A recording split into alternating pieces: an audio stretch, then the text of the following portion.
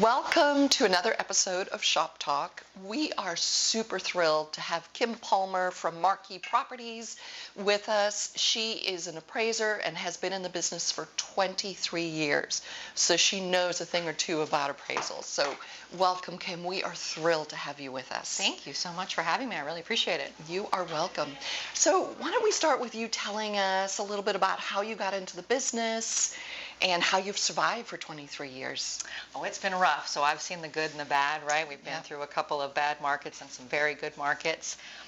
But my sister actually is an appraiser, and she brought me on 20 plus years ago and taught me everything I know. She has her own appraisal company as well.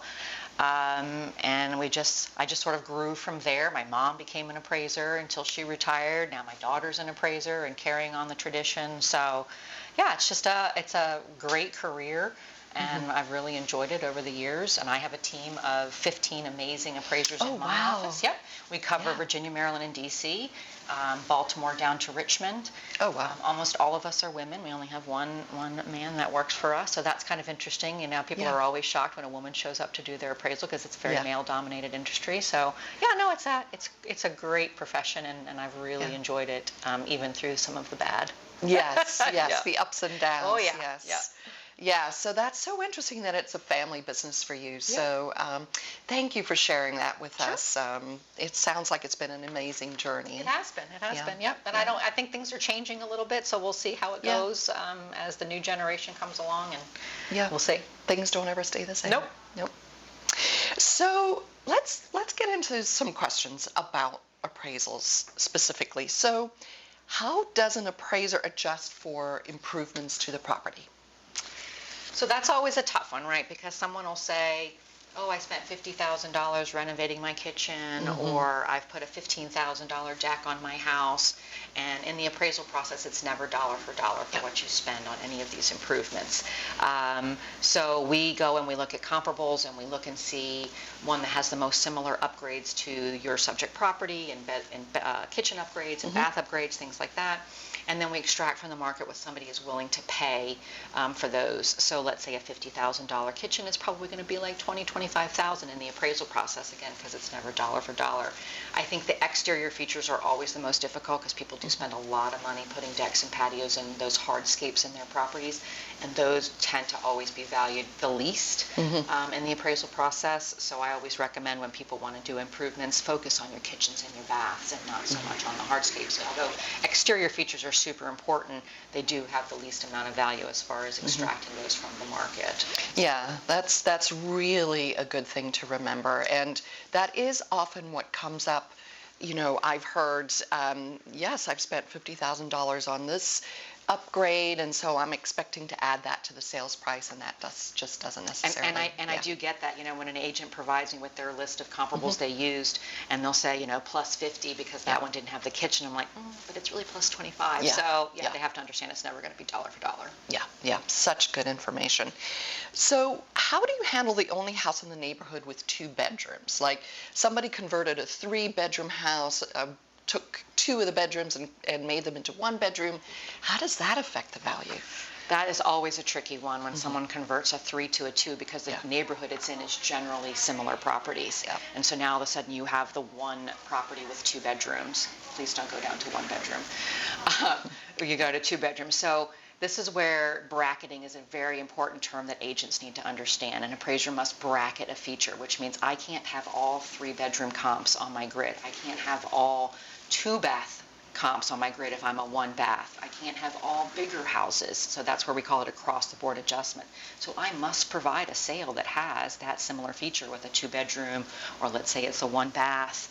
And when I do that, it does tend to affect the value, right? Sure. Because the agent was probably considering it a 3-bedroom because maybe there's one in the basement, and it's not. It's what's above grade that's important. And so they just do have to understand that if they do have a unique property like that, they do have to go try to find a sale similar, knowing that the appraiser is going to have to find that. And then we extract from the market whether it affects the marketability.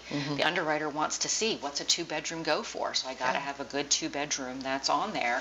And I may or may not adjust for bedrooms, but I at least have to show the marketability of it. So it is very important that they understand above grade when we're dealing with bedrooms and bath counts, that they do need to find homes with like features and not inclusive of any basement finishes. Yeah, so I think that is so important for agents to know so they can help their sellers and buyers set expectations accordingly. Absolutely. That, it's going to change if they convert. And sometimes it's a matter of putting the wall back up. We're talking about $500 worth of drywall or whatever, put a wall back up. And so sometimes we can comment, if we absolutely can't find a 2-bedroom, that it's a very simple fix to add a wall. We could provide a cost to cure. We maybe take that off the value. So there can be creative things that are done. I always say that appraising is an art and a science, and that's where, with good commentary and good explanation about why you did what you did, you can usually not have any issues with your underwriting process. So can a real estate agent reach out to you with that question? Absolutely. Okay. Prior to any. Time. Okay. Yeah, perfect. I teach a class to realtors that's super helpful on how we do what we do versus how they establish value. And they all have my contact information. They have an appraisal that maybe came in low, or they have an oddball that they need help with, and I'm always happy to answer questions. Yeah. So good to know. Yeah, because I think, since they don't do it all the time, it's an art and a science, and it's fantastic for them to have a resource to be able to reach out to you. So, right, because they do have to understand, right, we have rules that we have to follow. Yeah. They don't really have rules on how to set a value on a property, but I do. Fanny Mae has guidelines, VA, FHA, they all have guidelines. We have USPAP, which is our Uniform Standards of Professional Appraisal Practice, that we have to follow. So I think it's super helpful if they understand our guidelines and what we have to stay within in order to establish value. Yeah. There's no more cherry picking of comps. In the crash of 2007, Fannie Mae set up collateral underwriting, for example, and your appraisal is put through their system, and you've got 20 sales that come up, and if the 5 that you used aren't on that list, you're going to get a bad score, and you have to explain why you didn't use them, and saying that they didn't support my value isn't good. Yeah. That's not going to work. Yeah. They might have a desk review or a field review done on it, so there is no more, I'm going to take this one and this one because they work for me. You have to use the most recent, best available sales. So good to know, but there are so many rules you have to follow on the back end. Absolutely. And it's just not a simple process. Nope. Do under contract listings help you establish value? They do. So we're in a very odd market right now. There's so little inventory and sales that have happened that under contracts do help me see where the market is going and what it's doing right now versus maybe a comp that sold 2 months ago. So when an appraiser reaches out to an agent and says, can you give me your contract price? It's because they need to establish, did you sell 15,000 above list like mine did, so that I can help support the value. So when they call, please provide that information. It's written in our contracts now that you can provide it in Virginia. Yep. We're pushing for it in Maryland and DC for them to do the same, because I get pushback there a lot. And a lot of agents don't even realize it's in the contract. I'm like, no, there it is right there. Yep. So provide that, because that does help. While I can't use it to establish my value, I can use it to perhaps make a time adjustment or to support giving the most weight to the most recent sale because it's the highest based on these under contracts. It really gives a much better picture when we can have those. While we can't give them weight, they do help us, make the adjustments that we need to make. So it's super important that agents provide not only settled sales and under contracts, and if they know the contract prices, provide them. Yeah, so that was such a good change to the contract. Absolutely. And it wasn't really all that long ago, but yeah, just such a great change to the contract. It was, because everybody, oh no, I can't give you that. And I'm like, it's not going anywhere. I'm not giving it to anybody. It's just going in my appraisal here. So yeah. And it's in the contract. So why is the appraised value equal to the contract price most of the time, the sales price? Yeah, I get that question a lot. They say, why do I even need to bother to spend money on appraisal? Because it's just going to target the contract price. So my answer to that is, one, it doesn't always do that, particularly if you're selling well above list price. I can't always support your contract price above list price. So it doesn't always hit it. But I will say, my job is to make sure the contract price is supported. The bank wants to know, is it supported? So, an appraised value is really actually a range. We weigh our comps based on, this one's the most similar, so it gets the most weight. This one's the most dissimilar, it gets the least amount of weight. And then we have this range of values. Let's say it's, 510 to 525, and it comes out to 517, and my sale price is 515. I'm going to round it to 515. Nobody's that good that they can just appraise it at 517. Now, I will say sometimes my sale price is 516, 500, and then I'm going to use the 517 number, but it's generally a range, and I'm just showing the contract price is supported. It'll Yeah. sail through underwriting that way. Yeah. If we're well above the contract price, sometimes underwriters are like, what's happening, particularly if it's sold above list already, and then we're even higher than that. Yeah. So, that number is just telling the bank, yep, contract's good, it's well Yeah. supported by the market, and it'll just sail through underwriting. You won't have any issues. Yeah. So that's generally why you see that. Yep. Such a great answer because, appraisal is just one of the pieces of going through underwriting, and it's a critical one. But Very. boy, to have something to stumble and then it's difficulty getting through underwriting is, absolutely. And that's lender specific. So I always like to say in this class that I teach, local lenders are amazing. They are. Have local underwriters. They have are. people that understand this market versus Yeah. these big guys that are in some other state Yep. somewhere, and they hire, I don't even know who to be their underwriters, and we get so many revision requests that are so unnecessary. So I always, and agents will call me sometimes when they've got 17 offers, and they're like, what? They really want to know what they should pick. Yeah. And I'm like, who are your lenders? Yeah. And they're a great lender. So Yeah, it's really important that in the underwriting process, and that you have that relationship with that loan officer, that you're able to facilitate that process with them. Yeah, it's critical, Yeah. that relationship with the lender, for sure. So what is the question you get most often when you are doing evaluation, when an appraisal is being done? Well, like a reconsideration of value is what we get the most questions on, or a homeowner, that calls after they got a copy of their appraisal and they're not happy with it. And they're like, oh, you missed a bedroom and a bathroom. Because these forms were not written to be read by a homeowner or an agent for that matter. They were made, Fannie Mae designed them for them and for an underwriter to read. And so they are a little bit confusing as far as what's above grade and below grade. So, my answer is always, well, no. I know you have 4 bedrooms and 3 baths, but one of your bedrooms and baths is actually in the basement. Yeah. And I show them where it is on the report. And they're like, oh my gosh, okay, I'm so sorry, didn't mean to bother you. Yeah. Or living area. The agent advertises it as a 3,000 square foot home, but it's 2,000 above grade and 1,000 below grade, and they think that we've missed this whole basement. And we do give value to the lower level and the finishes in the lower level, but it's treated very differently in the appraisal process, and I think that's one of the biggest misconceptions and one of the issues that we have on these reconsiderations is that.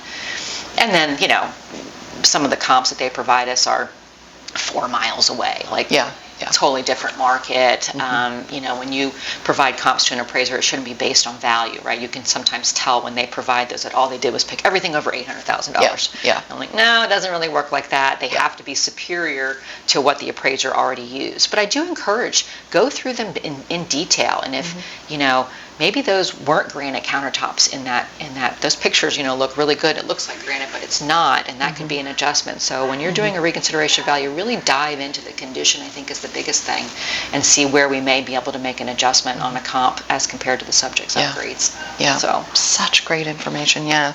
Really good to know. So what are the best ways agents can help an appraiser when you're doing an appraisal? What should they do and what should they not do to help you? So we generally always reach out to the listing agent, obviously, to schedule an appraisal. And they're always like, oh, I've got this package for you. Love it. I love having a package. It drives me crazy when agents tell me that appraisers would refuse a package. I don't know why you would refuse any information that somebody would give you. Yeah. So love having the package, but I love having it ahead of time. We do take original comp photos, and so I don't want to make another trip out. So I've usually, pulled some comps ahead of time.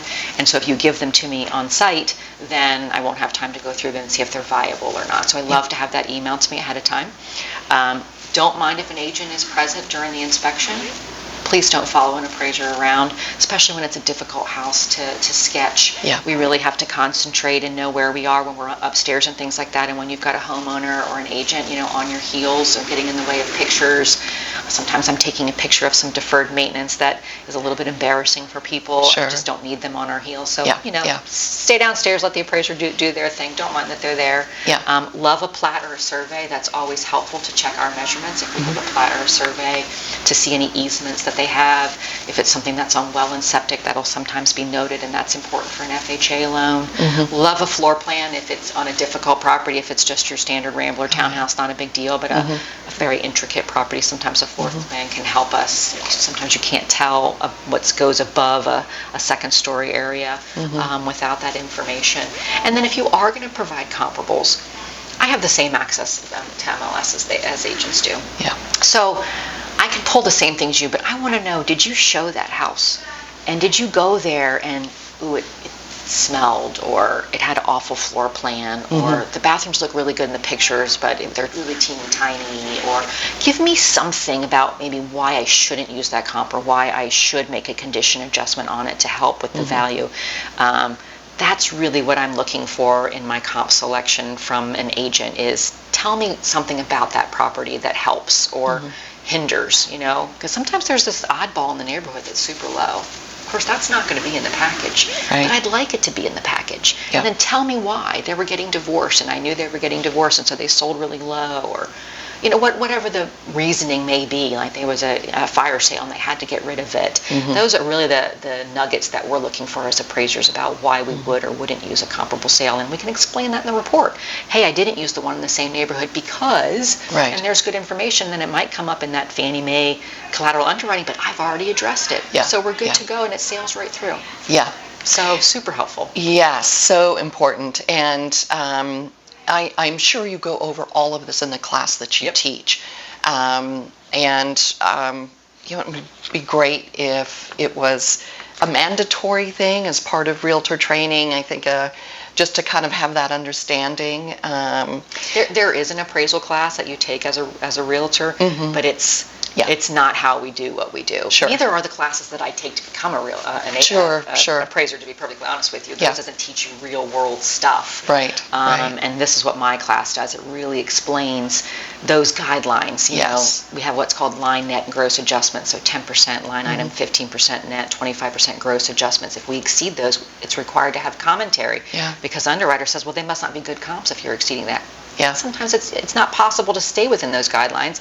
Proper commentary explain why. And this prevents us from the cherry picking again, right? Because you do have to sort of stay within these guidelines. Yeah, absolutely. So this is a question that comes up all the time. What about pools, Kim? And it's so funny because there really aren't that many houses with pools before. I have one, love my pool. I do get people that say, oh, but you can, and I've had an underwriter say you can only use a pool for 3 months. So why in the world would you give it value if you only can use it 3 months? Well, because they spent $150,000 putting it in the ground, and they love to use it every weekend in those 3 months. So it has contributory value. So absolutely they have value in the appraisal process. Finding the comp that has sold recently that has the pool in order to extract what that adjustment is sometimes difficult. Yeah, I'm sure.